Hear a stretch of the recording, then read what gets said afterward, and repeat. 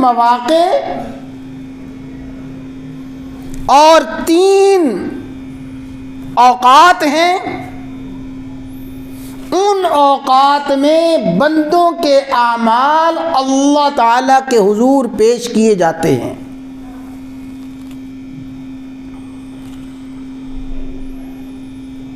اس کو سمجھانے کے لیے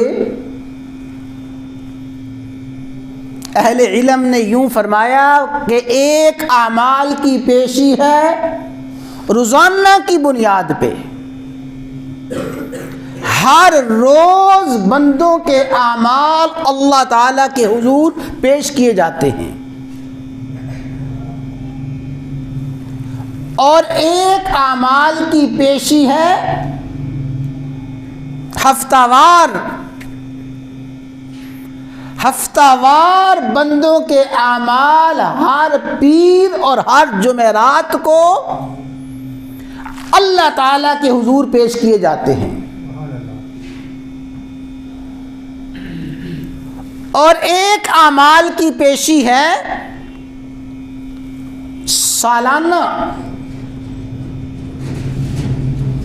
سالانہ اسی ماہ شعبان میں بندوں کے اعمال اللہ تبارک و تعالیٰ کے حضور پیش کیے جاتے ہیں۔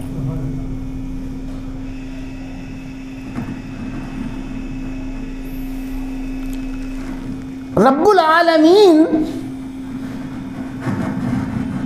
علام الغیوب ہیں، ہر مخفی، ہر پوشیدہ، ہر چھپی بات کو اللہ تبارک و تعالی جاننے والے ہیں۔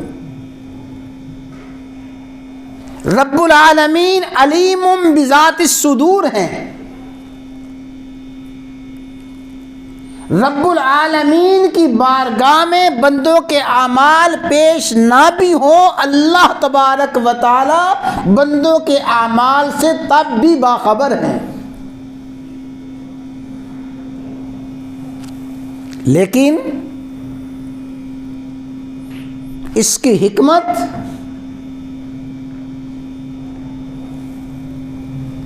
کیا ہے؟ اللہ تعالیٰ کی بارگاہ میں بندوں کے اعمال پیش کرنے میں حکمت کیا ہے، غرض کیا ہے؟ اہل علم فرماتے ہیں پہلی حکمت تو یہ ہے کہ ان تینوں مواقعوں پہ، یعنی جب اللہ تعالیٰ کی بارگاہ میں اعمال پیش ہوتے ہیں، ان تینوں مواقع پہ بندے فکر مند ہوں، بندے ڈر جائیں، لرز جائیں کہ اب میری کارکردگی میرے خالق کی بارگاہ میں پیش ہونے والی ہے، اب میرے کرتوت اور میرے اعمال احکم الحاکمین کی بارگاہ میں پیش ہونے والے ہیں۔